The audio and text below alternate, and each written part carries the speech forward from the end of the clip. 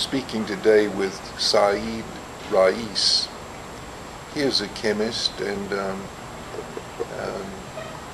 does lots of work to help people in poor countries, particularly now in Pakistan, to have a way of treating hepatitis. Are you not doing hepatitis? I am. I thought you were doing Rabies. Both. Yeah. He is very committed to people in poor countries who suffer from hepatitis and rabies. In Pakistan, that's a real issue. So it's good to talk to you, Saeed. I'd like for you to recount the first time we met and tell why you came, maybe.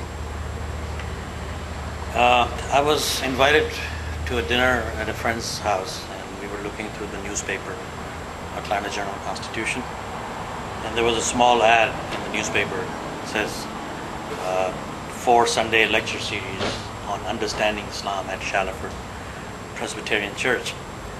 So I decided at that time that I will go and check it out, so to speak, to see whether the person who's speaking is a friend or foe.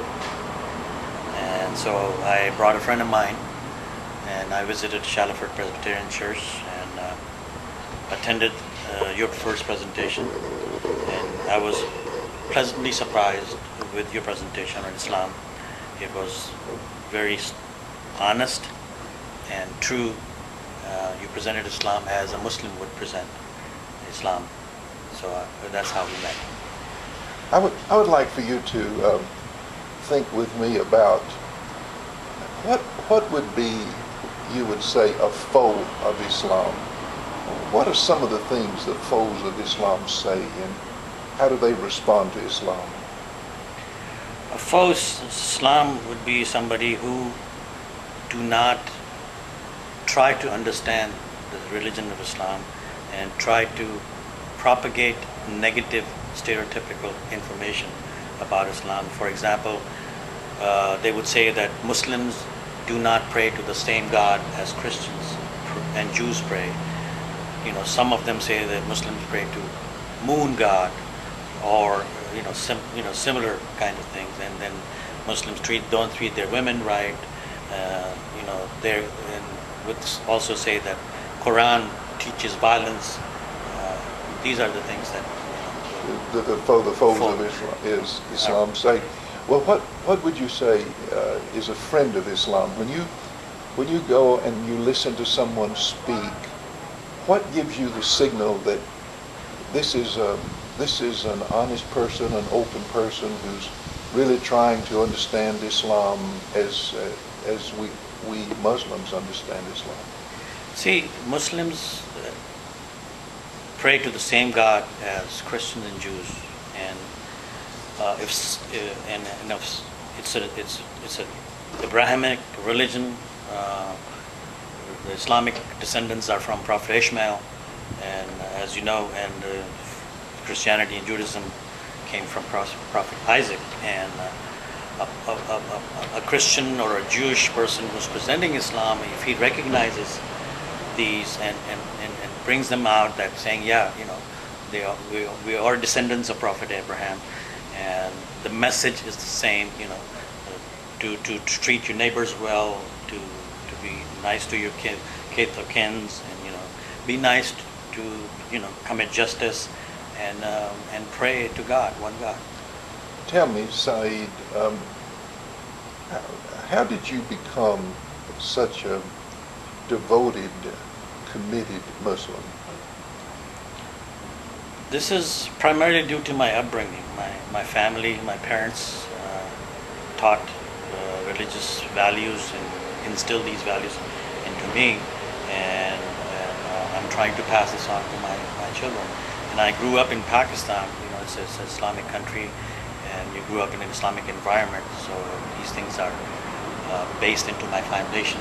But you've done lots of study and reading of the Quran and other materials that have strengthened and broadened your faith. Yes, it has. Actually, my religious beliefs and practices got stronger when I came to United States. We took our religion for granted when I was in Pakistan. Just grew up in Islamic world, Islamic Muslim family, and so we practiced. But once we came to the United States, people started asking questions, and I found myself not able to answer many of the questions. So I had to go back and learn a lot of things. I studied Quran thoroughly, I studied Hadith, and it has broadened my horizon as far as my religion is concerned, and gave me opportunity to appreciate more of my beliefs and practices. Not all of us understand what the Hadith is. What is that?